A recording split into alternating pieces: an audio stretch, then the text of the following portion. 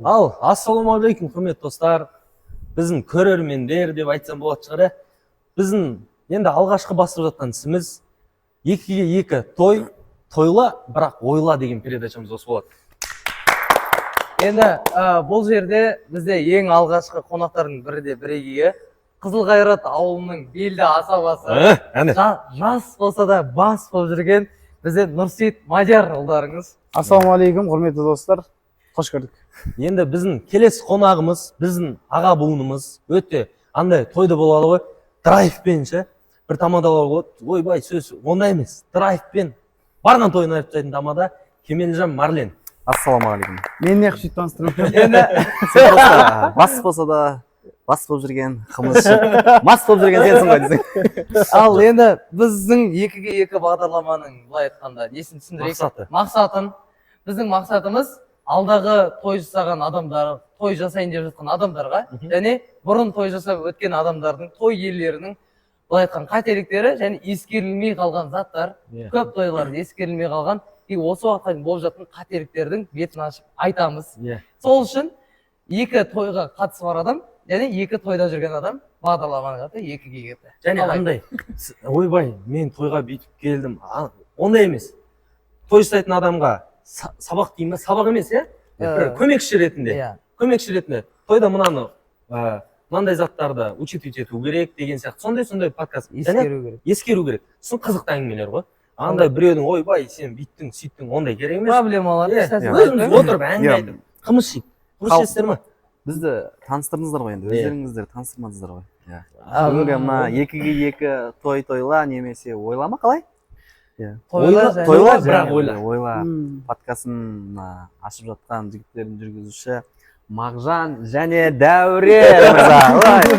Екеуі де негізі тойда жүрген азаматтар. Алла істеріңе береке берсін. Әрқашан қолдауға дайынбыз.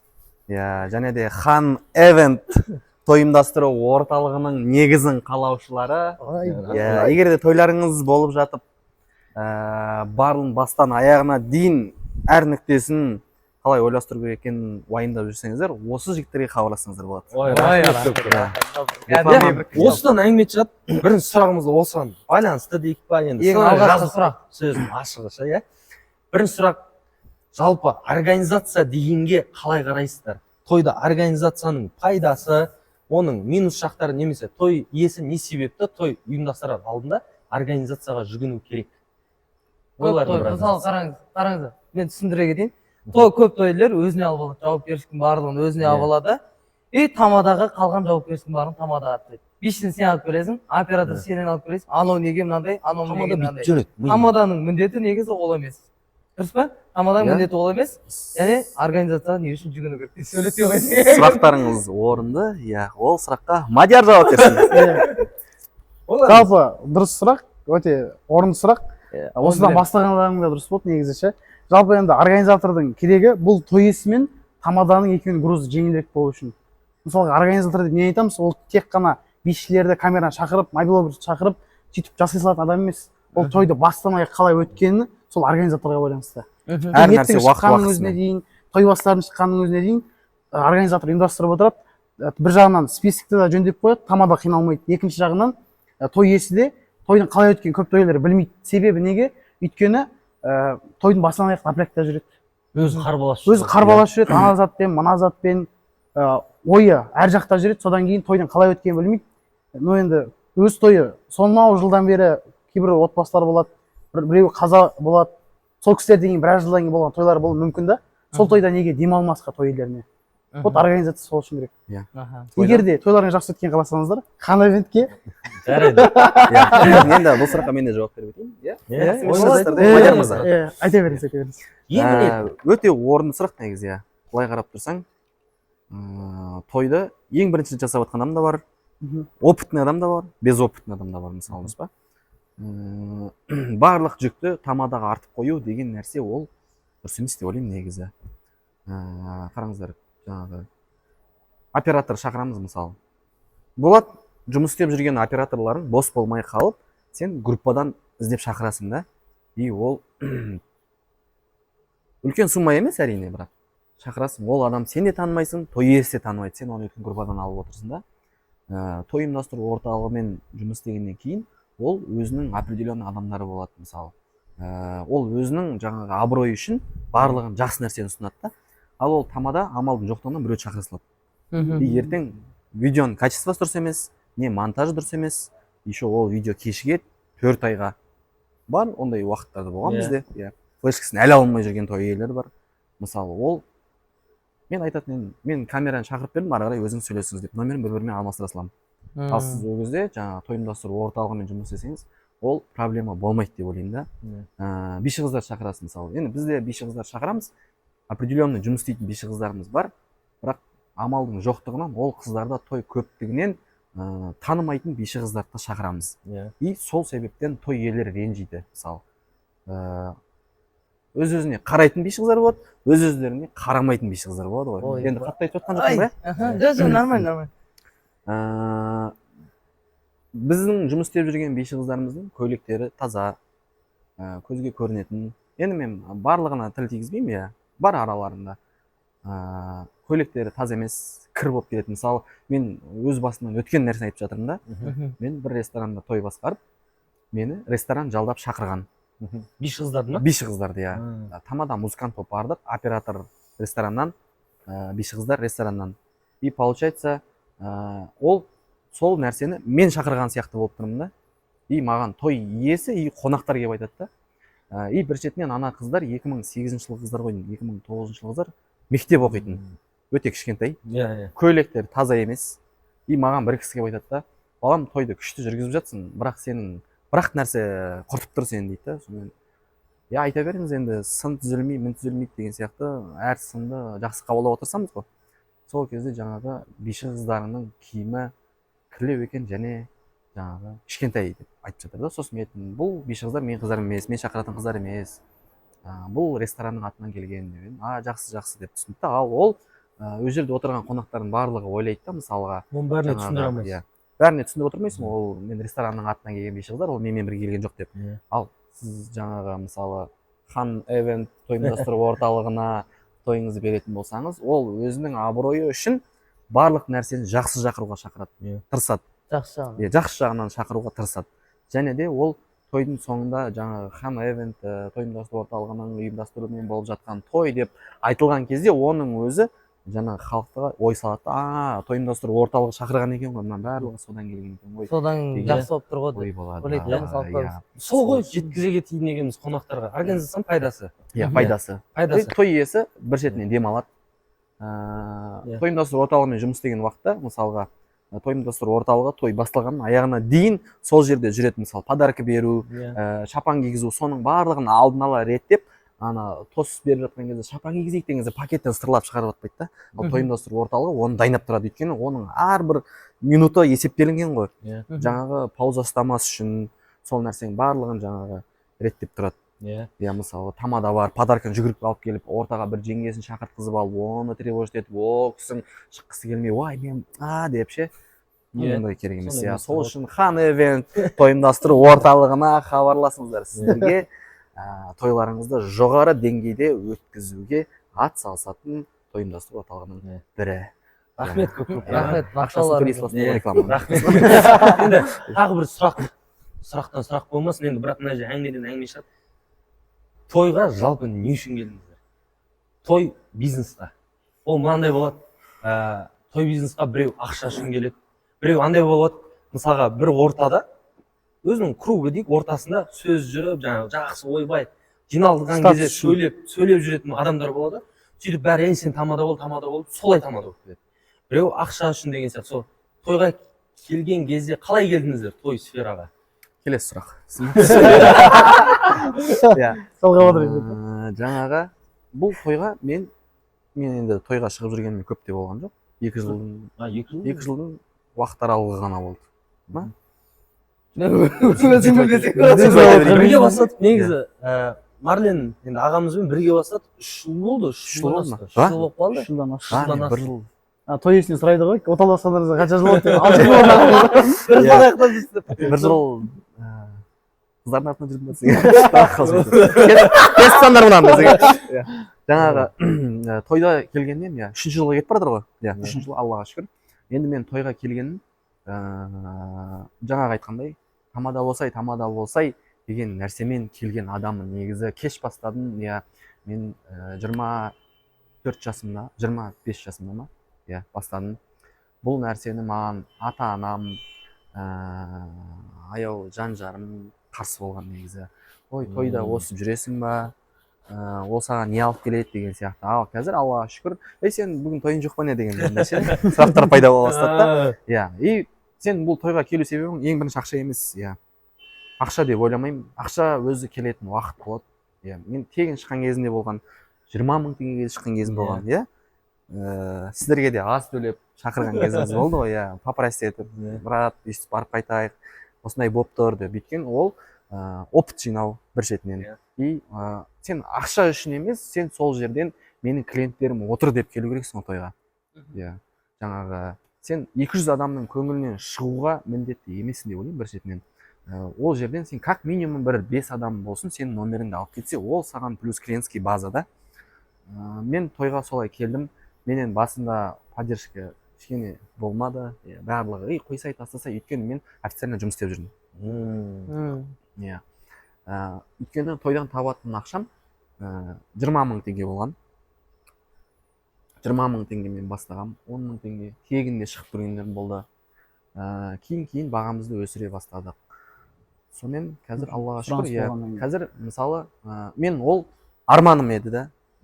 Ол өз жұмысыңды сүйіп жұмыс істесең, жақсы көріп істесең, өйткені сенде ізденіс пайда болады. Егер сен чисто ақша үшін, жаңағы чисто атақ үшін жүретін болсаң, ол берекесін бермейді деп ойлаймын. Енді барлығында сондай шығар. Иә, ақшаны алдыға қойған адамның мақсаты болмайды сияқты. Ол жаңағы жұмысыңды сүйіп, жақсы көріп істеу. Мен қазір әйелімнің өзі айтады да, сен өз жолыңды таптың ғой деп ше. Өзің арманыңды орындадың, өзің сүйген сүйіктісін істеп жүрсің. Содан артық не керек? Содан артық не керек? Иә, өзің жұмысы мен мысалы настроениемен барам, тойға шығатын сол күні, бүгін тойым бар деген күні, андай күшті настроениемен оянып, өйткені барлық нәрсе той иесіне сосын тамадаға байланысты. Иә. Айта кетейін. Иә, тамадаға байланысты. Бәрі тамадаға жауап қойды, негізі халыққа, тамадаға, той иесіне байланысты, и сенің де көңіл күйіңе байланысты. Енді сен өзің без настроения келіп, үйтіп, той өтпейді емес, өтеді. Иә. Тос беріп, ойын ойнатып, без желания өткізе салуға да болады да, бірақ ол сенің абыройың үшін келе жатқан жас тамадаларға деп бір 10 жыл басқарған сияқты айтайын.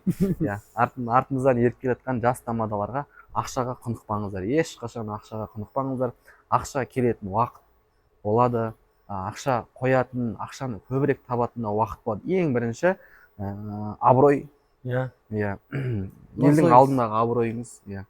Жаңағы ұялмай айта алатындай дәрежеде болу керек қой. Кейін мысалы, ол ақша үшін жүрген деген сияқты нәрсе болмас үшін деп ойлаймын. Мадияр мырза, қызметкеріміз ғой той иелеріне. Иә, ақша деп жатыр Мәкең. Жалпы мақсаты бар адам дейді ғой. Мен көрдімше, өз көзіммен көрдім. Өзіміз енді бұрындары тамада болмай тұрып, ол зат ойда болмаған кезде кейбір тамадалар болатын 5-10 жыл басқарған Талғардың ардагерлері ше. Сол кездерде хит болған тамадалар Алматы облысына Талғардан көп тамада шыққан ғой негізі.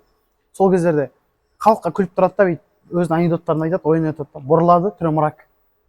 Бастаған кезде қызығушылықпен бастаған, бірақ уже аяқ жағында қызығушылық қалмағаннан кейін тек ақша үшін жұмыс істейтіндер бар да. Жалпы мен көбісі айтады, біреу ақша үшін келдім дейді, шын айтып жатады мысалға. Біреулері осындай Мәкеңдік сияқты жағдай болып жатады. Ал мен магазин саған видео жіберіп қоямын. 11 жасымда тамада боламын деп айтқанмын. Ердәулет дейтін асабаны білесіздер ғой? Иә. Сол кісі бір той басқарған кезде ардагер асаба. Иә, ардагер асаба. Ағаларымыздың бірі, өте мықты асабалардың бірі. Сол кісі сұрайды, кім боласың дейді. Сол кезде 11-ден тамада боламын деп айттым. Аллаға шүкір, араға біраз жыл салып, қазіргі таңда енді шүкір, жаста болса бас болып, көптеген тойлар басқарып. 11 жаста ма? 11 жаста. 11 жаста. Енді мен бізден сұраған кезде президент боламын, ғарышкер боламын деп сұраған кезде сен тамада боламын деп. Тамада боламын деп айттым, одан кейін іздендім. Одан кейін тойға келу жалпы официант болып істеп жүрген кезде басталды қызығушылықпен. Официант болып істеп жүрдім, ресторанға, Қуаныш дейтін ресторан бар, сол ресторанға домбыра апарамын, оны айтсам болады шығар ресторанды. Сол ресторанға реклама болып кетпесін. Реклама болып кетеді. бізде тек аяланан айтады. Аяла ресторанынан деп айта беріңіз. Ол бір кезде ресторанда- салмай деп жатқан болар ма? Ол ресторан, сол ресторанда официантта істеп жүремін. Қай ресторан? Ресторанға бір ресторан, Аяла Аяла рестораны. ресторанында. Сөйтіп домбырамды алып келемін, өлең айтып жүремін. Ол кезде енді домбыраны кәдімгі үйреніп қалған кезім. Бәрі айтады, өлең айтып жүрсең көреді да. Сен неғып не болып жүрсің, официант болып жүрсің, не үшін өйтіп жүрсің, өнерің бар, тамада бол дейді. Иә. Сол жерден прям қанша 12 официант болып шықтық па? 12-нің 11-і сөйтіп айтты. Одан кейін сол күн алдым да, официанттар группасына шығып кеттім. Содан кейін тойдың группасына кірдім да, бастадым. Қай рестораннан бастадыңыз? Аяла қол мейрам Аяла. сол тамадалық сол кезден бастап алды. Қызығушылық деген тамадаларға қарап отыратынбыз. Мен бірақ бұрын таңғалатынша бір тамада келеді, кәдімгі күшті таза киінген, шаш қайырылған, сақал болса сақалдап күшті өскен андай тамадалар болады, қызық қарайсың. Мыналар рахат 300-400 мың алады. 4 сағат сөйлейді да қайтады деп ойлайтынбыз. Оказывается, өзің сол затты көргеннен кейін, сол заттың қиыншылығын көргеннен кейін барып қана түсіне бастайды екенсің да. Жалпы тойға келу тарихым солай болды. Официанттар поддержка берді, официант достарым сол кездегі. Қазір де олар үлкен азаматтар. Ортаның поддержкасы. Ортаның поддержкасы тура мәкең сияқты тамада бол деді. Бала күнгі армандалдым да. Құдалықтан бастап кеттік. Сөйтіп осы Мен де бұл әңгімені естіп, әңгіме бір есіме түсіп отыр да. Мен де 16 жасымда той басқарғанмын. Бұрын менде де тамада официант болып, ол кезде Аяла Холл мейрамханасы бар ма екен? Аяла Холл мейрамханасында официант болып жүрген кезім ғой енді. фундаментінің үстінде короче, жаңағы ол кезде жаңағы хозяиндар ойлап жүрді ғой салайық деп. Сол моментте ол кезде 16 жастамын тоже, 16-17 жасым. Сол мейрамханада Алаш тобындағы Мақсат мырза келіп бет ашып, тойдың басын бастап кетіп қалды. Бір тамада басқарды, атын білмейді, танымал емес. Екінші тоста Мақсат сөз беріп келді, сол тойды басқарды. До того, ана кісінің тамадалығына мен таң қалдым. Тамақты 2 рет жылтып алып келдік қой. Манты беріледі ғой екіншіге. До того, қайтадан мантылерді андай ресторандарда үлкен манталар киіп тастайды ғой, ағаш. Соған қайтадан тізіп, жылтып, қайтадан апарып берді. До того, ана адамдардың халал той болып жатыр. Бәрі ортада, назарын бәрін жаңағы Мақсат ағада. Тамақ ешкім жемейді, короче. Ана кісі жай ортада тұрып сөзбен ақ жыртып жатыр ғой. Мен официант болып тұрмын, ішіне ойлаймын ғой, мен тамада боламын депші. Соны мен Нұрсұлтан деген досым болған, қазір Шымкент қаласында. Сол жігіт, давай брат, қайықта деп көрді да. Мен сол жасымда, өтірік айтпасам, 2 заказ алғанмын. Бірінші заказым құдалық. 40 мың теңгеге құдалық алғанбыз. Ол кезде 40 мың қысылмайды ғой. Аяла мейрамханасында кішкене жүрсеңіздер, тағы бір ресторан бар, сол жерде, 40 адам. Оказывается, құдалық деген самый тяжелый, ең ауыр нәрсе екен ғой. Ұлы той еще. Аяқта кроссовка, бұтта джинсы, үстіде костюм киіп алғансың, короче. Барам, өтпедім ғой, былайша айтқандашы. Деп айтады дейді деп. Балам, не болды саған депші. Ана ақшаларыңыз керек емес депші. Ары қарай жаңағы Нұрсұлтан деген досым келіп құтқарып меніңше. Ары қарай өзі басқарып шықты. Бір тиын алған жоқ, барлығы Нұрсұлтанға бердім. Одан кейін сол Нұрсұлтан екеуміз мед колледждің шатаспасам бітіру кешін жүргізіп, еще сол кезде шайған бар. 2 қыз бен жігітпен ойын ойнатып, 2 жасқа қол соғайық депші. Қосып жібергенсің ана жерде. Ана жерде халық апыр-топыр күліп, ана жігіт жынданып ана жерде. Содан шығып, брат тойды қоясай деген әңгіме болды, короче. Содан кейін аузы күйген үрлеп шет деймін. Сөзден шығады сол. Аузым күйіп, Сонда сіз 16 жасыңыздан кейін біраз жыл 17 жасымда 10 жыл той басқармадым ғой. Сол кезде 2 рет басқарып аузым күйіп, короче. Қорқыныш болып қалды. Қорқыныш болып қалды, андай детский травма деймін қазіргідей. Детский травма болып қалды ғой. Содан тойға шығып сөйлеп жүрдім, содан елдердің, жаңағы достарымның, таныстарымның поддержкасымен ең бірінші поддержка ол Рафталиев Ерсұлтан бауырымның, давай брат деп, Алмат Қалиұлы, Медет Төрехан, сол кісілердің барлығының поддержкасының арқасында Аллаға шүкір қазір той басқарып жүрік. Өзіміздің клиентский базамыз бар. 2 жылдың ішінде бұндай дәрежеге жету деген деп мақтанып кетсең ба? Енді барлығы енді андай көбісі ойлайды тамада, ол тамада депші. Ол басқа тірлігі жоқ депші. 5 күн демалып 2 күн тойына тұрады, ол басқа несі жоқ деп. Бізде Мадияр менің білуім бойынша студент, әлі қосымша жұмыс жоқ. қосымша жұмыспен жұмыс болғанда нақты жұмыспен айлығы бар жұмыспен и тамадалықты алып жүру қаншалықты қиын и қаншалықты дұрыс емес деп ойлайсыз? Мысалы сіздің жұмысыңызды білеміз, енді жария қылып айтпай ақ қояйық. Иә, жария қылып айтпай ақ қояйық, электрик деп. Иә, қаншалықты қиын. Жоқ, электрик деме бауырым, шырақшы де десең. Шамшы. Иә. Иә, 5 күн сағат 8-ден 5-ке дейін Талғар қаласында Талғарский район электросетте электрик болып жұмыс жасаймын. Шырақшы болып жаңағы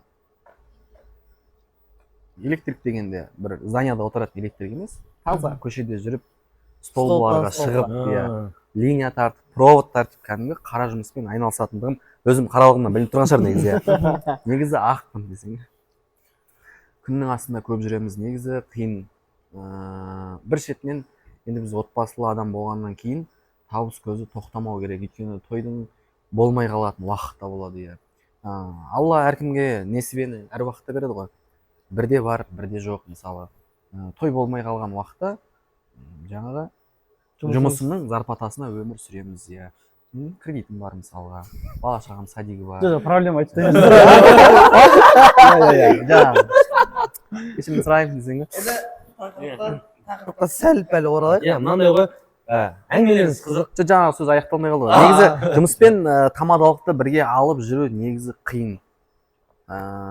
Егер жұмыстың ретіне байланысты деп ойлаймын, офиста отырып, сен қалаған уақытында жібере алатын болса, ол это нормально. Ал бізде сағат 5-ке дейін 5-те шығу керексің, сен 5-те үйге келіп апыр-топыр киініп, жуынып, жұмыстан еще шаршап келатсың, тойға келесің, ағып тұрсың да. Оңай емес. Оңай емес, иә. Сол үшін жеңіл жұмысты таңдаған дұрыс деп ойлаймын. Офиста мысалға өзіңнің бизнесің болғаның негізі күшті ғой, иә. Алла соған жеткізсін барлығымызға. Иә. Осындай подкаст жүріп отырсың күшті ғой негізі, иә. жылы жерде Хан эвент ұйымдастыру орталығымен бірге ше. Иә. Электрик болып жұмыс жасаймын. Қиын негізі. Ойлану керек. Барлығын бірге алып жүру қиын. Қазір ойланып жүрмін мысалға. Тойым аз уақытта, Аллаға шүкір жұмысым бар ғой деп жүрген едім. Қазір кішкене тойым көбейген уақытта, Аллаға шүкір тойым бар ғой деп жұмыстан кетейін ба деп жүрмін. Иә. Бірақ енді ол ойда. Той, қазақтың тойы бітпесін деген әрқайсымыздың ұранымыздың бірі де бірегейі. Енді Мағжан бауыр жалғастырса. Иә, тойла, бірақ ойла деген біздің мақсатымыз бар подкасттың. Той иесі жалпы той жасар кезде нені жаңағы учитывать ету керек дедік қой. Ең бірінші тойға айтарымыз ескеру керек дейді ғой. Список айтайықшы, тамадаларға ол бір жағынан списокті реттеңіздер той иелері. Өйткені мынандай случай болған. Алмат тамада Қалил, иә. Сол кісіде списокті оқып жатып, той иесі мысалға айтайық, Нұрсұлтан және де Динара аз жоқ Айгүл. Той иесі дәл сөйтіп жазған ғой. Әйелінің атын шатастырғанда ойдағы аз жоқты бірге жазған ғой. Алмат бүйтіп шығып, осы Нұрсұлтан, Динара аз жоқ Айгүл деген ғой. Сол себеп той иелері список ретінде сондай спискпен командалар спискқа дайындалыңыздар дейді. Иә, ондай ситуация болған. Мен той иелерінен той жасайын деп жатқан адамдарға, қуанышы болайын деп жатқан адамдарға, бала сөйлейін деп жатқан адамдарға айтқым келетіні, ең бірінші тойдағы спискқа мән берулеріңіз керек. Барлығын қазір Аллаға шүкір 21-ші ғасыр, барлығы дамыған заман, барлығының үйінде ноутбук, компьютер бар деп ойлаймын. Болмаса телефонмен жазып жаңағы любой бір кісірек шығаратын жерге распечаткаға барса шығарып береді деп ойлаймын да. Мысалға, менде тойда мынандай случайлар болған, адамдар орнынан тұрып, зато біздің атымыз аталған жоқ деп шығып кеткенше, кәдімгідей апаларың ұрсысып, сарқыттың да керек емес маған деп. Ауыр ғой. Мен былтырлары жоқ, оның алдыңғы жылы тойды ең алғаш бастап жүрген жылдары, и ондай ситуация менде болмаған. Кәдімгідей мен өзімді кінәлі сездім, бірақ кінә менде емес. Спискті қолмен жазылып алып келген, иә, түсінбейсің. Жаңағы 5 қонақтың аты дұрыс айтылмағандықтан олар ортаға шықпаған.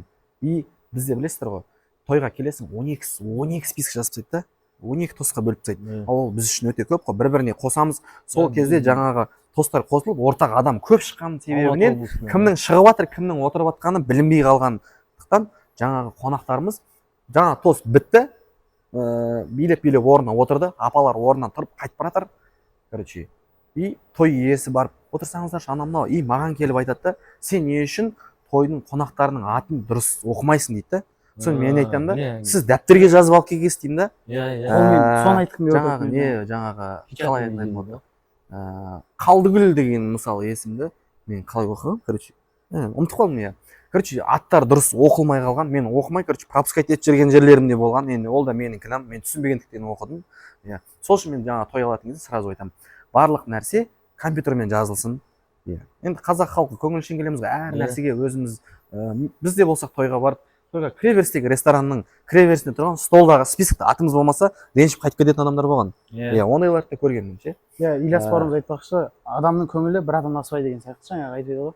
Сол сияқты кішігірім заттың өзіне де бізде тойда қатты қарайды. Біз анау сөзіңіз аузыңызда Мәке. Мейірбек Байшагировтың бір интервью қатты ұнады маған ше. Неге қазақтар тойға сынап келеді дейді да, неге анаға мін тағады, неге тамағына мін тағады дейді да, неге ол маған орын жоқ па, мен тұрып қызмет жасаймын, әке мәке көмектесейін пәленше деп, мысалы сен тойың болып Ондай жатса жоқ қой. ондай мысалға Алматы облысы болсын, Қазақстанда мен білмеймін, әлі ондай қонақтарды көрмеппін. Көбісі сынап келеді, тіпті құдай тамаққа барып жатасың ғой өзің, енді өмірде неше түрлі жағдай болады, өмір бар жерде өлім де бар. Құдай тамақты өсек айтып отырады, тойда өсек айтып отырады, Сәбіз жерден қойыпты ғой деп. сынап отырады, ана салаты бірдеңе екен, ана мынау екен. Сол затты ескере кетсек, тойға қалай қонақтар келеді, той солай жақсы өтеді. И сол кісілерге солай жұғысты болады деп ойлаймын, алла қаласа ше. Жалпы көп кісілер қатты сынап келеді. Даже тамада тойды айырып жыртып тастаса да, бір приз бермей қойған үшін тамада қалай болды, тамада онша емес болды дейді. Ана кісіге өйткені приз бермеді. Или ол кісіге қалжыңдап қойды. Әзіл көтере алмай қалды. Кішігірім тіпті қазір енді біз жас буын болғаннан кейін үлкен ағаларымыз сияқты қатты әзіл тығамаймыз. Біз өзіміздің жасымызға, өзіміздің статусымызға қарай, опытымызға қарай тығамыз әзілдер. Сондай жайтты да ескере кету керек негізі. Қатты сыналатын. Иә. Той списогі, иә. Көп болмаса тос қазір ешкімге керек емес, иә. Тілекті күнде тыңдаймыз. Құрметті той иелері, иә. Одан да тойыңыздың списогін жазған кезде еш ұяттығы жоқ деп ойлаймын. Мен қазір айтамын, той иелеріне ешкімге онан ренжімейді. Бір-біріне қосып арасынан 3-4 адам шығып сөйлесе, иә. Мысалы қараңыздаршы, атақты тамадаларды ше, номер 1 болып жүрген Сабыржан ағамыз бар, Мейірбек ағамыз бар, мысалы. Олардың тойларында максимум 4 дос. 4-ақ дос. 5 дос. Иә, той иесімен 5. А біздің тос не? 8 дос.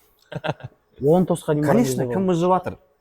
Олар 1,5 сағат ойын ойнатады. Біздің ойынымыз бір ары кетсе 17 минут, екінші тостағы ойынымыз бір 40 минут уақыт алатын шығар. Иә, аз кетсе 1 сағат. 1 сағатқа да жетпейді ғой. Өйткені давай нағашылар, құдалар қайтайын деп жатыр, давай тез шығару керек, ойынды бітіріп таста дейді да. Ал сен ойындағы нәрсені сол нәрсеге өзіңді көрсете алмай кетесің да ол жерде ше. Иә, ашыла алмай. Иә.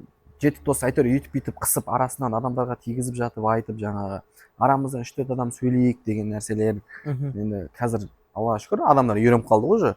Иә. 2-3 адам сөйлейік десең, обязательно 5 адам сөйлейді ше. Иә. Мысалы менде мынандай жағдай болған, короче. Бір кісі тосқа бір 35-40 адамдай шығады, короче, 3 тос қосылған. Бөлсең 3 тос шығады негізі ше. Соның барлығы қосылған. Ол кісілердің ішінде жаңағы Қытай мемлекетінен көшіп келген қандас бауырларымыз бар екен да. Тостың өзі қадаспасам 18 минут болды, жаңағы бір тостың өзі. 18 минут болды. И ең соңында бір тәте, мен бір тілек айтсам бола ма деп менен тос сұрады. Жақсы, тәте, қысқа нұсқа аяқтай саласыз ғой, тос ұзақ болып кетті дедім. Хорошо балам, мен бір-екі ауыз сөзім бар деді да. Жаңағы тосты бастады. Бастағаннан ровно 12 минут қосып сөйледі ғой жаңағы. Сонда өзіңіз ойлаңыз, 30 минуттық уақытымыз тосқа кетіп қалды. Ана кісімен, короче, бәріміз автобусқа отырып, бетонкімен, короче, Құлжаға қарай айдадық қой. Удостоверениені өткізіп, короче, сондай әңгіме болды да. Енді ол кісіні түсінуге болады. Я тарих пен тілек шатастырмайықшы, құрметті. Тарих пен тілек шатастырмау керек. Тарих айтса мақұл ғой братан ше. Тойға шығып алады да, Елжас бақытты болсын деп 3 минут тілек айтып, алдында пойызға отырып, Дәуренмен бір жаққа барғанбыз. Бүйттік те, сөйттік. Тәкең сол кезде бүйтті деп өзі күледі да, халық жым ғой. Тыңдағысы келмейді. Ешкімге шаршап отыр. Еще 10 жұмыртқа деп отыр. Жағдайлар болады. Ешкімге керек емес. Ол мысалы мен Дәуренмен 2011 жылы бірге жолығып, велосипед алып келе жатып, дөңгелегіміз жарылып, құлағанымыз ешкімге қызық емес ол. Отырыста айтылатын әңгіме ғой. Одан да 2 жасқа тілек тілейік, бақыт тілейік, той иелеріне рахмет айтайық, что қонақ қылып шақырып жатқандығы үшін, соның барлығын жаңағы тарих ешкімге керек емес, өйткені сізді ешкім танымайды. Ертең тұрып ертесі күні айтпайды ғой, ой ана Ерғалиң күшті әңгіме айтты да, велосипедпен келе жатып жаңағы адасып кеткендер қызық екен, иә, қасындағы тұрған жігіттің аты кім еді деп, қасымда Мадияр бар деп айтып жатады ғой. Ол ешкімге қызық емес, ол сіздің атыңыз сол моментте ұмытып қалды ғой. Иә, демек шеге шыққан кезде тұрып немене қуып тұр деп талай көрдік қой. Иә, мыжып деп. Иә, өзіңізге сөз келтірмес үшін тек қана 2 жасқа тілек айтып, той иесіне рахмет айтып, сыйлығымыз беріп, одан да барлық назын, барлық уақытты тамадаға бөлсе деймін да. Өйткені тамадалыққа біз ақша алып отқаннан кейін өзімізді көрсететін уақыт. Өйткені ол жерде қаншама сенің клиентің отыр. Иә, той иесіне сенің қалай жүргізіп жатқаның ол кісіге қызық емес негізі. Иә, ол кісіге қонақтардың қалай отырғаны, той өз-өзін ақтап алса, құдалар риза болып қайтса, сол нәрсенің барлығын олар соны переживаниемен жүріп, тойдың қалай өтіп жатқанын білмейді да, тойдың соңындағы ең комментарийге олар көңіл бөліп, мысалы той иесіне шығып бара жатып қонақтар, тамадаларың күшті екен, базар жоқ деп шығып бара жатса, ана кісінің уже миында қалады, тамада мощный болды дейді ғой. Иә, мощный болды деген ода өзі өлмейді. Впечатление қалады. Иә, сосын расчет жасаған кезде, ой балам күшті болды, рахмет деп ол шын көңілмен рахмет айтып жатыр да, бірақ ода ана қонақтардың риза болып қайтып бара жатқандығы важнее да. Өйткені сенің күшті басқарып жатқаныңды бір қонақ ешкім айтпай үндемей, ал жақсы деп қайтып бара жатса, той нормальный болды негізі, иә, былай қарасаң күшті болған сияқты деп айтады да. Ал сол жерде шығып бара жатқан қонақтарың тұрып, тамадаң мощный екен, молодец деп жатса, жаңағы той иесі риза болып, саған рахметін айтып, ой балам күшті, қонақтардың бәрі риза, мен сені реклама жасаймын, мен әлі алдыда той көп деген нәрселерді естіп жатыр. Сол үшін барлық уақытты тамадаға беру керек сияқты. 2 жастың той болып жатқаннан кейін, бопты туған күн болып жатса да, ол екінші рет 50-ге қайтып келмейді ғой. Екінші рет 40-қа қайтып келмейді, екінші рет 60-қа қайтып келмейді. Екінші рет сүндет келмейді. Иә, оған мысалы екінші рет сүндетке болады, бірақ кішкентай оған жаңағы той иесіне достарым ойнаса, күлсе, билесе деген мына призді коллективқа берсем, ал ол ойын ойнатылмаса, уақыттың бәрі тілекпен кетіп жатса, әншілер, вот, ошибка. Жарайды, шақырыңыз, ақшаңыз жетіп жатыр, тойыңыз концерт қылып жатсыз да, 3 тос жасаңыз. Тойдың басында 1 тос, еттен кейін 1 тос, екінші антрактіге 1 тос. Сол орталықтың ортасында жаңағы әншіні де шақырыңыз, тамада да ойын ойнатып үлгерсін.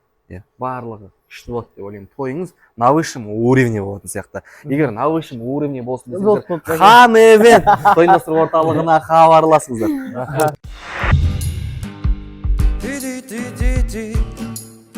Жаңағы тағы бір андай сұрақ миға келіп тұршы.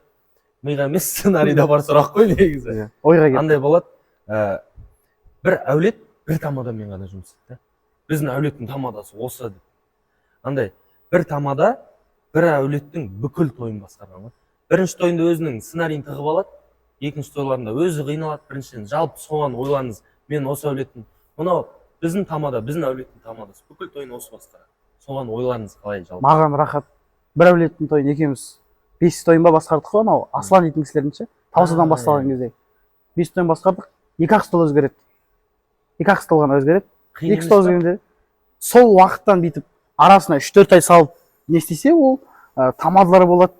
Бастады, 5 жыл сол сценариймен жүреді. Сценарий грамм өзгертпейді, не ойын өзгертпейді. Оған бір бүйтіп нұқып тұрып айтқан кезде өзгертетін тамадалар. Сценарий өзгертпейді. Бетке айтпасаңшы бауырым. Сіздер не болып жатқан жоқпын. Макин енді көп тойда жанында жүрмейміз, бірақ мен көрген тойларымда әртүрлі ойындар, әртүрлі импровизация болады, әртүрлі формат. Сол сияқты мен басқарған тойларда 3 ай сайын, 2 ай сайын салып отырады, жаңа заттар көп қосылып отырады, өзгерістер болады. Ана кісілер уже бүгін не ойнатасың деп қызығып келеді да. Даже сол ойын тыққан кездегі, мысалға Мейірбек Байшагировтың өзін қарап жоқ қой. 4 ойыны бар, қатты сол ойынды қанша жылдан бері тықып келе жатыр. Бірақ ол жерде ол ойын емес, суть ше тойдың жалпы сценарийінің импровизация ғой. Ойынды, бір әулеттің 5 ойында тықсаң да болады. Бірінші столға да, екінші столға да просто импровизацияң ауысып отыру керек деген сияқты. Менде мынандай ойда негізі. Әр тамада негізі тамадалардың примерно алсам басқару бірдей ғой, сөздің ашылшы. Әр қайсысы жеке дара болып шығатыны сол жүргізу барысындағы өзінің бір фишкасы болады ғой. изюминкасы. Иә, изюминкасы. Біреу мысалға сөздік қоры өте көп тамадалар болады. Енді білесіздер, бір облыстарға шығатын тамадалар бар. Сондай, әрқайсының изюминкасы бар, соны ғой жеткізген деген. Сосын музыканттардың арасында да международный музыканттар бар, аудандық музыканттар бар, облыстық музыканттар. Сол сияқты әңгіме ғой. Сіздің Мадияр, мысалы сізде бар ғой, көп тамадалар негізі ортаға келесің, тамадаға кіресің тойға, и жаңа адамдар. И ол саған да бір, былай айтқанда кайф та, былай айтқанда күшті да, жаңаға неге келесің да, жартасың, айырасың, и саған жаңа адамдар келіп жайып түседі. Сен ойлайсың, каждый той барасың, сол адамдар екі ақыл стол ауыстырып отыр. Менің ойымша, біздің әулеттің тамадалары деп шақыра беру бір тамада. Дұрыс емес. Ол өте дұрыс емес, мысалы. Бір жағынан адам жалғады, бір жағынан тамаданың өзінің де былай айтқанда несі кетеді да. Енді сиқы кетеді, мысалы айтамын, былай айтқанда алдында тойға былай шықтың ғой, біздің тойға былай шығып берсейші деген сияқты. Оны олай да назатты айтпа. Дәл осы случайда біз Марленнің ойын тыңдап көрейік, Марлен Браданың ойын тыңдап көрейік. Мен де басында болып жатыр, бір әулеттің Құдай қаласа 14-і күні 6-шы тойын басқарайын деп отырмыз. Өте қиын. Бірақ сенен басқа ешкім өтпейтін сияқты деген нәрсеге Аллаға шүкір. Мақтанасың ғой енді. Бірақ қиын да. Өйткені мен андай жаңағы Сабыржан ағалар сияқты бір өз ойымнан ойын шығарып, бір нәрсені былай істейін деген нәрсе жоқ қой бізде. Бәріміз плагиатчикпіз ғой. Бәріміз ютубтан көреміз, интернеттен көрген, бір жарып атқан ойын аламыз, соны бас аяғын өйтіп полностью копировать етіп алмасақ та, соның бір ортасындағы моменттерін алып, бір өзімізге ойын құра боламыз да. И андай случай болады, мен бір мейрамханамен жұмыс істедім былтырлары. Сол жерде қонақтар ауысады, бірақ именно 2 стол 5 тойға келеді ғой. Қайта-қайта. 5 тойға қайта-қайта өзің ойлашы. Көршілері именно бір районның, бір тойын, бір районның 6 тойын, 5 тойын басқарып жатырмын ғой, дачаның. Именно көршілері ғана кешігіп келеді, барлық тойға. Яғни уже прикол болғансың ғой. Сіздер алдын ана тойға кешігіп келді ғой, сіздер тойлады, сол үшін кешігіп келіп жатсыздар ма деп ше. 5 той басқардым, 5 түрлі қонақтар, бірақ именно сол 2 стол күнде көрген адамдар ғой уже. Танып қалғансың ғой. Марлен сен ба дейтіндер ма? Барып қалайсың, мына жыртады қазір деп ше. Уже біліп тұр ғой сен не айтатыныңды ше. Уже андай сияқты ше. Көңіл күй қалай дегенде, қазір шүрет айтады деген сияқты ше. Сондай ше. Көңіл күй қалай дегенде, шүрет айтады. Қазір шүрет айтады, қара деп ше. Ішінде қатты айтады дейді ғой. Сондай болып тұратын сияқты да. Мысалы бізде бұрын жүрдік қой тамада болғанбыз, тойда болған кезде, қазір тұрғандай. Жүрекке жүрек қосып жастар жаны деп бастаған кезде ата-ананың орындалатпастар мана деп қуып отырасың, мысалы сол жерде жаттап алғансың да, ал ол сенің барлық қай жерде қандай прикол айтатынын бәрін біліп тұрды. Бірақ енді әр тойға бәріміздің сценариіміз бірдей ғой, әр тойға барамыз. Мысалы бір той бүгін бір ойын ойнатсаң, ертесі күн басқа ойын ойната бересің ғой. Бірақ ол келесі тойда сол ойының қайтадан қайталана береді да. Ол ойлаймын адамның жаңағы Мадияр айтқан сияқты әр қалай жұмыс істеу да. Сен бір тойға барасың, қонақтардың бәрі позитивный отыр да, и сен ашылып жұмыс істейсің да. Иә. Ойыңа келген нәрсені айтып ше. Именно Наке сөзіңіз аузыңызда. Мынау қазір менен сұраса ең ауыр қай халықтың тойы, енді халықтың өзіне де байланысты, бірақ именно албандарға арнау шықты. Содан кейін маған албандардың заказ көп түсті да. Албандардың тойы именно қатты ауыррақ болады. Үлкен кісілер көп болады ол жерде. Ойын айтайын сен, қара сөзбен басқарасың. Екіншіден, албан елінің тойына анау тамада өтпейді деп ойлаймын. Піскен тамада өтсе қыдыртса да ше. Потому что мен осы 3 апта арасында Алматы облысы болғаннан кейін албандардың тойы көп болады. Именно осы аялада шыққан кезде лестницадан күштілігімен түсіп келатырмын ғой. Ауарна машина билеп тұрып бүйтіп ше, енді өзім енді билеп келе жатырмын ғой. Сіз сияқты билей алмасақ та. Билеп шығып келе жатырмық сөйтсем. Басқа білмеймін, басқа той болсын, шулайды, айғайлап, о дейді да. Ана жерде деген шегірткен дауыс шығып кетті. Тоғырсын андай бір кинодағы жағы. 2 адам осылай ғана ғой. Көреш? Шапалақ ұрмайды. Той иесімен әрең жібітіп алдым ғой.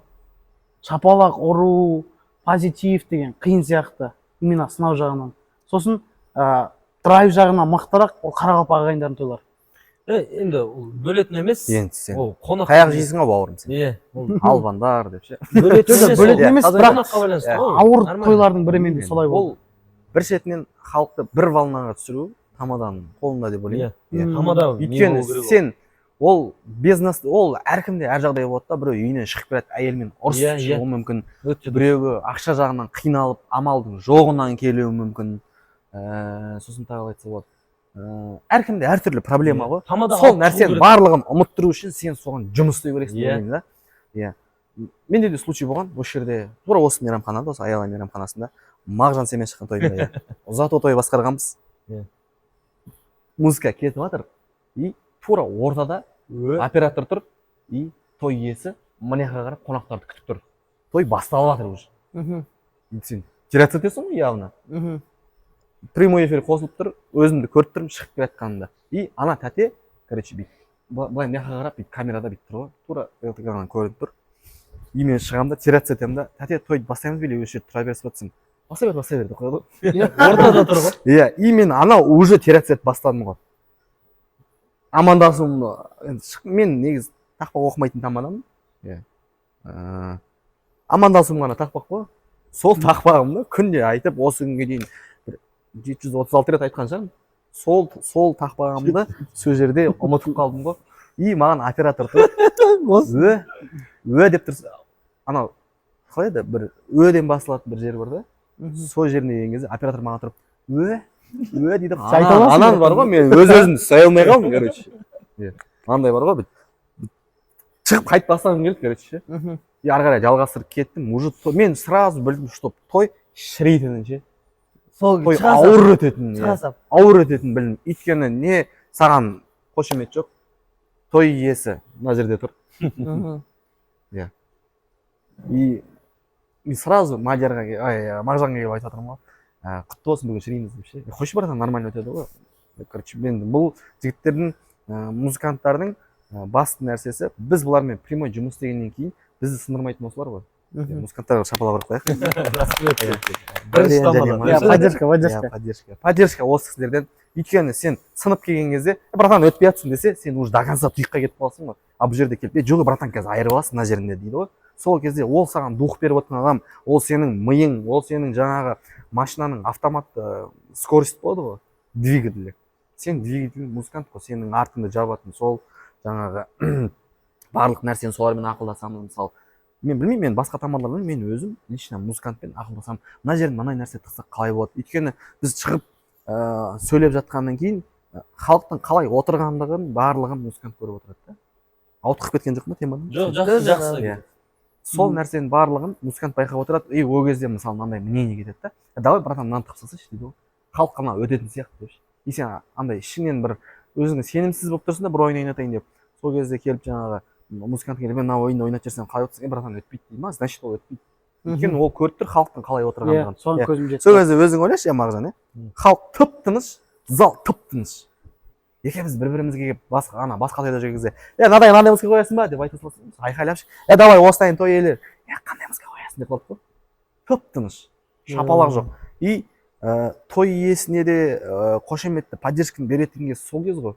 Той иесін шығарып, енді көп тамадалар қазір той иесін ойнатпаймын дейді. Білмеймін, менің фишкам той иесі, мен ең халықты көтеріп алатын, жаңағы әзіліне үйретіп бастайтын уақыт той иесінен басталады да менде. Разогревтің барлығы той иесінен. Өйткені тойдың басындағы болған нәрсе, первое впечатление адамның есінде қалады ғой. Басы қалай болса да. Енді біз енді атақты тамада емеспіз ғой, олар сияқты сразу ойынмен бастап кете салатындай ше. Ондай дәрежеге жеткен жоқпыз, Алла шүкір, енді жететін шығармыз бір күні Алла бұйырса. Бірақ сол кездегі тып-тыныш отырып, бірақ нормально өткіздік та, и андай минус болды да, сол кездегі бір кісі келіп маған, балам, мен ол кісілердің екінші тойын басқарып отырмын, короче. Екінші тойын басқарып отырмын әулетіндегі. Именно сол кісілердің той иелерінің ше, ол кезде бесік той болған, тағы бір ресторанда. Ханзада деп айтпай қойық, Аяла деп айтпай. Сол ресторанында болған. Сол кезде андай енді, ол кезде позитивный қонақтар болды да, күшті өтті. И сол нәрсе впечатление оларда қалды да, и сөйтіп шақырып тұр да меніңше ұзату тойға. Енді ол жерде нюанстар болды, енді ол жақтағыларын айтпай қояйық, енді өздерінің Алла тағала әркімге әртүрлі сынақ беріледі ғой. Бір нюанстар болды. Бірақ той өтті, ана тәте келіп маған именно сол тойда ұнатып маған рахмет айтып кеткен тәте келіп неге бесік тойдағыдай болып жатқан жоқ деген сұрақ қойды да. И мен сол кезде ішімнен сынып қалдым ғой, короче. Білмеймін, тәте енді қонақтар естіп отырса мен не істей аламын деген сияқты айттым да. Енді мен өзім адамның қошеметімен айқай шуымен арқасы қозатын адаммын да, ашыламын да. Ал егер маған бәрі тускілей отырса мен уже өз-өзім жегідей жеп бастаймын ғой. Неге өтпей жатыр, неге шапалағымай, значит мен дұрыс емес, мен значит өзімен жұмыс істеуім керек деген сияқты ше. Сондай нәрселер болды да. Мағжан не болды, нормально братан, бір вайппен өтіп жатыр ғой, бір вайппен өтті. Шапалақ ұратын жеріне ұрады, короче андай деген жоқ қой, короче. Иә, мәке бір өзіңіздің бір сөзіңіз бар ғой, мысалға бір қымбат той аламыздар ше, өзінің нормасынан өзіміздің стартымыздан кейбір тойлар өзі халық баға береді дейді ғой. Тұрсынбекке де халық баға өзі айтқандай баға береді деп, сол халық бағасымен қымбат шығып кетесің да, бірақ ана тойда қатты өтпейсің, өзің недовольныйсың. Бірақ тойлар риза, бірақ өзің недовольныйсың. Сол кезде мәкеңнен сұраймын ғой, неге осылай десем, айтады, сол кезде бар айтқан сөз есімде қатты қалды да, сол затты жөндедім содан кейін. Мадияр деді, сен значит сол бағаға лайықты емессің деді. Сен сол бағаға әлі лайықты емессің, сол себепті сен өзіңе осындай кезде недовольныйсың деді. Өзіңмен өзің жұмыс істе деді. Мәкеңмен той саласында танысып бастаған кезден осы уақытқа дейін жақсы араласып бастадық. Бүгін подкастты Мәкеңмен қойған бір жақсы жері, мен Мәкеңмен видеозвонокпен сөйлессем 2-3 сағатта отыра береміз. Анадан тема шығады, мынадан тема шығады. Екеуің де ішінен ойын ойнап. Иә, екеуміз де мен Мәкеңнен ақыл сұраймын аға ретінде, ол да іні ретінде өзінің кішілігін білдіріп жаңағы. Өйткені жастың аты жас қой, олардың милары қаттырақ жұмыс істейді ғой. Мен айтамын, Мадияр мына жерде мынандай істесе бола ма деп ше, братан мынандай нәрсе бар деп ше. Андай айтады ғой, бір бас жақсы, екі бас одан да жақсы деп ше. Иә. Мен мысалы кейбір енді бұл жігіттен көп нәрсе сұраймын, иә, көп сөйлесеміз. Видеозвонокпен де ары-бері мысалы мен айтамын. Истористен көріп қалған нәрселерім болса, дұрыс емес жерлері болса да звондап айтамын. Мадияр мынандай жерің дұрыс болмаған сияқты, негізі ерсі көрінеді деп ше. Болды братан деп сразу бұл андай түзеп бастайды да. Иә. Жаңағы не айтып жатыр едім? Жаңа той иелері темаға оралайық. Соны айтып кетсем, Ернұр дейтін, Аязбай Ернұр дейтін бауырым бар, досым, асаба жігіт. Қазір армияда. Түйедей құрдасым. Сол жігітке жалынды сәлем арнайы. Досым бір той басқарған. Ол тойда мен болғам. Қателеспесем, осы Алматы облысының ішіндегі бір ресторандардың бірінде бір той болды. Мені шақырды. Ол кездерде енді араласып келе жатырмық. Бірақ осы жақында араласып бастағанның өзінде де біз қатты жақын араласып кеттік қой, прям бір-бірімізге ашылып сөйлеп кәдімгідей ше. Әйтпесе бір 2 айдай брат деп жүресің ғой, қатты араласпай ше. Сөйтіп тойына барып, тойың полный отырып көремін ғой. Ернұр қалай армияға кетеді, ана кісі маған звондайды. Мадияр, сен Ернұрдың жанында жүрдің ғой, басқарып берші дейді. Мен ана жерде бір шүкір дегенім, Ернұрдың тойын до конца көргенім. Ернұр тыққан зат тықпау да. Ойлашы братан, сол әулеттің алдында Дәуке екеуміз барып басқарып қайттық. Сол кісілердің уже сен 3-ші тойында болдың, мен 2 рет басқардым сол тойын. Біріншісінде Магамен бардым, екіншісінде Дәукеңмен бардым. Ол кісілер андай уже 3 тойға да 3 түрлі сценарий. Сосын жаңағы алдын жолы бір Әдекеңнен естіп қалдық, Әділет ағамыздан. Тамада ауыстыру керек дейді. Әркім сценарий әртүрлі деді. Осы тақырыпқа оралатын болсақшы, әркім сценарий әртүрлі деді. Және де бір тамадан көлі берді де, балды жіберді де жүрегің айнып деген әңгіме ғой. Сол себепті жалпы той жасайтын кісілерден айтарымыз, сол кісілерге енді ақыл ретінде емес, бірақ тамадан жаңа Мәкеңде сөзі бар, бесік той неге жақсы өтті, мына жерде неге өте алмай жатсың. Тіпті Сабыржанның өтпейтін тойлар болады. Мүмкін, біз жанында жүрген жоқпыз, білмейміз. Сабыржан ағамыздың да, Мейірбек ағамыздың да қатты өтпейтін тойлар болып қалуы мүмкін. 10 тойдың біреуі шығар мүмкін. Сондай тойлар болады. Сол затты да халықты да учитывать ету керек сияқты. Халықтың поддержкасы, той иесінің поддержкасы. Біздің сұрағымыз өзі. Мәке, сіздің сұрағыңыз, жауабыңыздан сұрақ келіп отыр. Андай тойдың жақсы өтуі, біреу айтады, той иесінің ниетіне байланысты. Біреу көңіл күйіне байланысты. Ал біреулер тамадаға байланысты дейді. Біреулер жаңа келген қонаққа байланысты дейді. Тойдың жақсы өтуі негізі осының бәрін қамтиды, осының бәріне байланысты. Бірақ сіздердің ойларыңызша тойдың жақсы өтуі не нәрсе, ең ключевой моменттердің бірі. Бірақ момент демейін, ең ключевой заттар не? Мысалы ретінде айта кететін болсақ, Мәке, айта берсем болады. Айта беріңіз. Иә, жасыңыз сыйлап, жолыңыз сыйлап жаңа. Мысалы ретінде алайық, той иесінің көңіл күйі, той иесінің жалпы өзін қалай ұстауы соған байланысты. Мысалға, той иесі шықты, той иесіне шапалақ, либо той иесі билеп шығады, марак болса, халық та дәл солай той иесінің настроениесін көреді да, уже ондай настроение өтпейді. сосын бір мысал, бір той басқардық. мырақ демеңіз, серьезный деңіз. Серьезный. Енді жалпақ тілмен айта берейік. Бір той басқардық. Той иесі қатты ішіп алған. Түрі жаман ішіп алған, енді қатты ішіп алған. Ол кісі енді тойдың ортасына жетпей уже құлады ғой. Ойлашы, там 100 адамнан аса, жоқ, ол той емес, 100 адамнан аса. Қай жер екенін айтпай қойыңыздар. Қай жер екенін айтпай қояйық. Негізінде үйлену той сияқты форматтағы. Бірақ жастарды отырғызып, бір белгілі себептермен, бірақ той иесі, мен танысым болатын да, қатты қаным қарайды ана кісіге ше. Барып айтайын десем мас уже. Сонымен бір көріскенде айттым, аға осы той жасасаңыздар, осылай жасайық деп. Уже сол тойдан кейін мен бір түсінгенім, той иелері қалай келсе солай істейді. Біз телефонмен сөйлескен кезде сөйтеміз ғой. Той иесіне бар. Иә, той иесімен сөйлесесің, кейбір кезде агентствомен, магамен. Мага ол зат өзі либо дәуремен, агентство арқылы. Сол кезде ол пісіріп саған дайындап қояды да, той иесі күшті настроение біледі.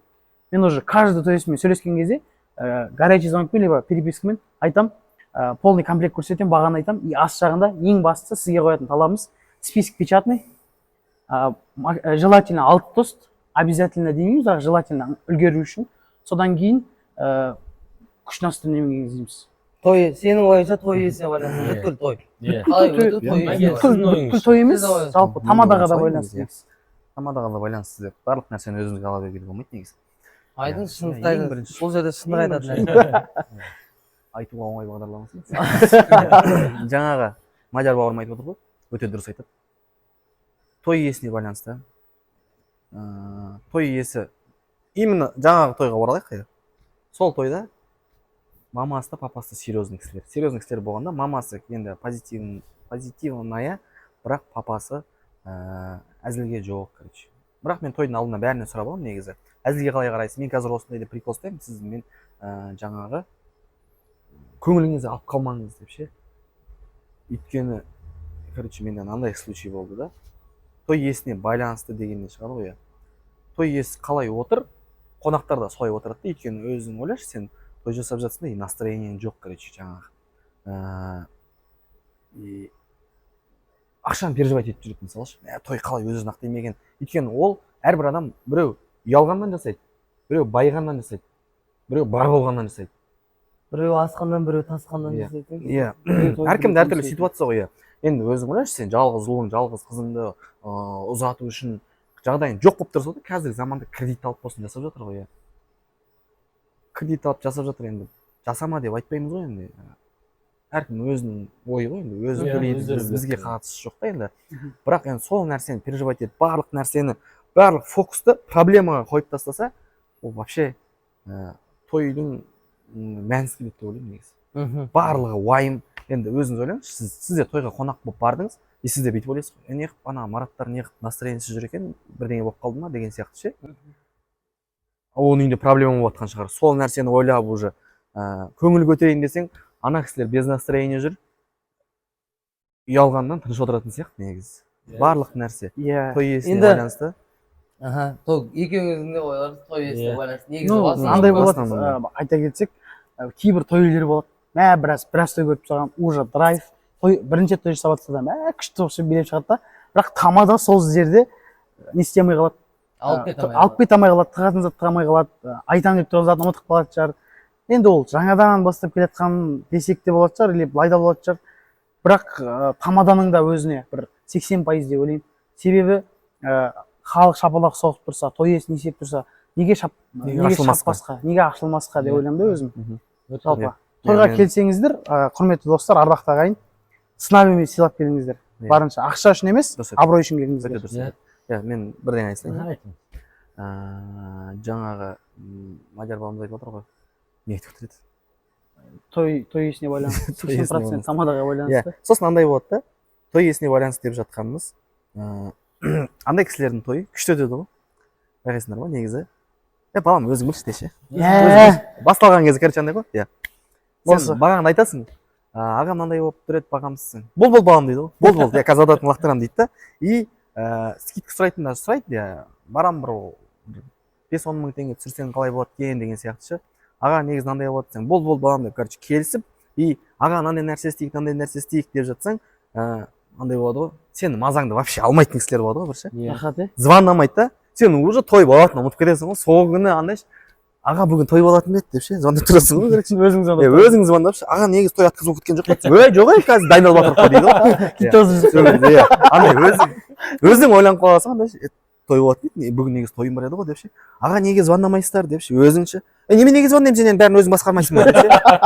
риза боламын. Болды балам, ары қарай өзің істей бер. Ой, жеңгең деген араласпайды вообще. Ой, андай бәріміз өзіміз той бастары жеткізамайық. Не болып жатырық деп ше. Сондай кісілердің той потолок өтеді ғой. Ештеңкеге араласпайтын. Келесің андай ше, саған келеді да, бүткіл тізгінді саған береді да. Балам, өзің біл дейді. той сенікі, қонақтар сенікі, қалай басқарсам да өзің біл, любой әзілін көтереміз дейді ғой. Потолок өтеді ғой сондай тойлар. Ал андай требованиесі көп кісілер болады ғой. Әкеме мынадай ұнамайды. Вот менің тойымда қазір 3-ші тоста кішкентай қыздың өлең айтады. Антрактыдан кейін балам пианино ойнайды дегендердің мысалға деп Ол братан, ол ма? Маг екеумізде болған, Мағжанға барады да, мана кісі сөйлеп болғаннан кейін мынадай отбивка қос дейтін той еді. Мына кісілер мынадай билеткізіп отыр, мынадай мен шығар, мынадай бүйт, мен тұрамын да бүйт. Қатты сөйлеуге болмайды тойларына, бірақ айтам, біз той басқарғанымызға өзі 3-4 жыл уақыт қалды, оны уже бірінші тойымыз емес, бүгін сізге де біреу айтты ма бірінші тойымыз деген сияқты. Кейбір кезде қатты, кейбір кезде сәтті етіп қоямыз. Сондай тойлар, щепетильный тойлар болады. Нағашы мана ұнамайды, жиен мына ұнамайды, құдам ана ұнамайды. Ол жерде тамаданың басты жағы, сіз айтып жатсыз ғой, 200 адамға жағу маңызды емес деген сияқты ше. Главный тойың күшті өтсе, тамада өзі сезіп тұрады ғой, өтті ма өтпеді ма. Сосын андай тойлар болады ғой бір. Анадай жерде бір бәкелерің отырады ғой. Сәке, тәке деген. Ол кісілерге сөйлемеңіз. Жоқ, сол кісілер бір мақтап қойшы деген ше. Оны қайтып мақтайсың танымасаң. Той иелеріне айтарымыз сол, барлық нәрсені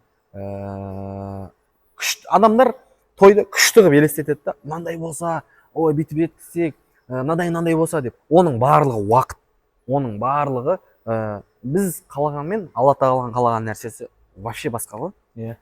Алла тағала егер сен жаңағы қаламай тұрса, ол нәрсе сенің ойлаған нәрсең болмайды ғой. Сол үшін барлық нәрсені бұйыртқанын көрерміз деп өткізу керек сияқты негізі тойды. Барлық нәрсені бірдеңеге тіреп тастамай, мысленно жатар кезде бүйтіп ойлайды ғой, той басталды, тамада шықты, бәрі шапалап жатыр, ойын ойнатып жатыр, тойдың ақшасын шығарып тастаған, той бастар бәріне жетіп жатыр да. Сол нәрсемен ұйықтап, сол нәрсемен оянады, келеді, сен тойда жаңағы нәрсенің барлығын напряг қылып тастаған саған, во-первых. Екіншіден қонақтарың мәз емес, тост көп, шыққан адамның бәрі 20 минуттан сөйлейді и айтады да, немене бәле, басқарамасындар айтпайсыңдар ма деп ше. Ол нюанстың барлығы саған, минустың барлығы саған жауап кеткен. Ол жердегі тостың ұзақтығы болғаны, әншілердің көп болғандығы. Мен 1-2 минутқа бір история айтып берсейін. Бір ресторанда той басқарамын, 60 жас. Той, ведущий болдым ғой. Шығам, тост көп. И каждый тост сайын әнші. Шығам, нағашыларды қарсы алайық деймін да. Нағашылар сөйлеп бітеді. Олай болса, құрметті қошеметтеріңіз, бірдеңке қамыз қарсы алайық деймін. Болды, сөйтіп шығып отырам. И ортасында енді өзім көрсетіп қалым керек қой. Бір ойын тығам. Ойын ойнатып жатырмын, уже 3-ші жаңағы өлең жасыратын ойын бар ғой. Сонымен 3-ші музыкаға келген кезде бір кісі келіп, ойын ойнатпай қойшы, давай тост сөйлеп қайтайық дейді ғой, короче. Тойды бітіріп. Сондай тойлар болған басында. Қандай той еді ол? Өте қиын, 60 жас. Бізде де 65 жаста бір история болды. Бір той болды. Той иесімен сөйлесеміз, телефонмен сөйлесіп қойғанбыз. Телефонмен айтады, Мадияр 2 ойыннан аспасын дейді. Ресторанға барамыз, бір ойын жетеді дейді. Ресторанға кіріп, етті беріп жап, енді разогрев істеп, той иелерін естісек, билеп шығыңыздар десем, бүйтіп қарап тұр ғой шпадан. Қабақ бүйтіп қалған. Спокойно келе жатыр, бүйтеді маған. Содан ойын ойнатып отырмын. Ойын өтіп жатыр, нормально өтіп жатыр. Ол жағында номинация ғой. Уже ортасына жетіп қалған кезде бүйтіп бұрылып қарап қасап, той иелеріне приз берсеңіздер, бірдеңе деп ойнатып отырдық қой. Той иесінің қабағы мынадай, әйелінің қабағы тура осындай, бала шаға полный. Ойын өтіп жатқандарында шата жоқ па білмеймін. Бүйтіп қарайды да, ойынды бітірші дейді ғой. Көресің? Ойынды бітірші дейді. Ойын ар жағында 1-2 номинациясы қосасың да, бітіп тастайсың. И антрактқа барып жалынамын ғой. Тәте 2-ші жолға ойнатайыншы. Ешкімге тиіспеймін, ешкімде шатағым жоқ. Қатты не істемеймін, ондай тамада емеспін. Ойын ойнатайыншы. Біреуді билет, біреудің әйелін, біреудің еркегін билететін тамада емеспін. Тәте осылай деп не істеп енді барынша өзің не істеп жатсың, айтып жатсың ғой, 2-ші ойнатайын. Маған да абырой, маған да клиент керек деген сияқты әңгіме ғой. Тем более той иелері андай қылып предлагать етсе қиын екен дашы, мана тамада жыртып бөктеп тастайды. айырып тастайды любой тойыңда десе ше. Именно Иә. бір случай болған. Енді ол кезде құдалық прям үлкен той бастаған жоқпыз. Енді кәдімгідей қадам басып отырмық қой қазір. Может, чисто үлкен тойларға. Ол кездерде үйдің заказы құдалық, ресторанда болса да құдалықтан көз ашпаймыз. Мәкеңде де бірдеңе болса звондап болады. Мына күн бос біліп тұрасың құдалық екенін ше. Құдалық дос бала той басталмай жатыр. Той иесіне барады да гитарист дос бала Макеша дейді, Марлен дейтін. Аға мына бала айырады, мына бала Арнольд айтатын бала ғой. Мынау қазір жыртады, бүйтеді, сөйтеді дейді. Любой құдалық деп тастайды дейді. Кіре сағана шынайым ғой. Білесіз? Сөйтіп айтуға болмайды екен. Айырам, жыртам деп. Сол затты одан кейін барып түсіндік қой. Бұйырғаны. Алланың қалауымен қалай өтеді, ол Алланың қалауына байланысты деп жаңа. Иә, өте дұрыс айтасыздар. Енді подкастымызды аяғына жеткізейік деген ой ең бастысы. Бұл жаңа той иесін айтып жатыр, құрметті той иелері, тойшыл қауым, той жасайтын жаңағы біздің енді клиенттеріміз сіздерге жаңа историялар айтылып жатыр. Не дегенмен Хан Event организациясы біздің құрамдағы тамадалар, бишілер, әншілер, музыканттар қандай жаңа история айтпасақ та, қандай той иелері туралы әңгіме айтпасақ та, біз сіздер үшін тек қана қызметтеміз. Қандай болмасын сіздердің жаңа көңілдеріңізде, орысша айтқанда каприз дейді ғой. Тойымызда мынандай болсын, немесе мынандай болсын, мынандай ойын ойнат деген енді барынша сіздердің көңілдеріңізге қарап, сіздердің тойларыңыздың жақсы өткенін қалаймыз. Біз сіздерге қызметтеміз. Және де осы біздің подкастымызға келген құрметті қонақтар, Кемелжан Марлен тамадамыз, өте жақсы тамада. Рахмет көп-көп. Нұрсейіт Мадияр, рахмет көп-көп тамада. Осы біріншіден, және екіншіден Аяла Холл ресторанына рахмет. Осыған орай дейін ба, сіздерге біздің подкастымызға келгендеріңіз үшін рахмет ретінде, сыйлық ретінде сертификат беріледі. Ол сертификат қалай десеңіздер, міне, құрметті Кемелжан Марлен, бұл сертификат Хан Event той ұйымдастыру орталығының атынан Аяла Холл мейрамханасында той өткізуге 2-2 подкастының қонағы болған Кемелжан Марленге беріледі. Егер осы Аяла Холл ресторанында той жасайтын болсаңыз, және де Хан Event'тің атынан келдім десеңіз, сізге 200 теңге скидка болады. Тосын, подкастқа келгенде рахмет. Дәл сондай Номинациямен номинация айтайық. Дәл сондай мәтінде Нұрсейіт Мадиярға да егер дәл осы сертификаттың несі 200 теңге скидка болады, егер сіздер 150 адамнан қонақ көп болса, и болатын уақытта тек 1 жыл ғана. Келесі дәл осы уақытта 1 жыл. Дәл осы сертификатпен 200 теңге скидка сіздерге. Ой, көп рахмет. Қонақ болып көргендеріңізге өте көп рахмет. Хан Event'пен келіп Аяла Холл ресторанында жасасаңыздар. Енді бұл нені беріп отқан бізге бас серіктесіміз Аяла Холл мейрамханасы. Рахмет. Сіздерге көптен көп рахмет біздің бастауымызды қолдап жатқаныңызға. 2-2 бағдарламасының ең бірінші подкастында болған қонақтарға көптен көп рахмет. Сіздермен келесі подкастта жолыққанша сау, саламатта болыңыздар. Тойла, бірақ ойла.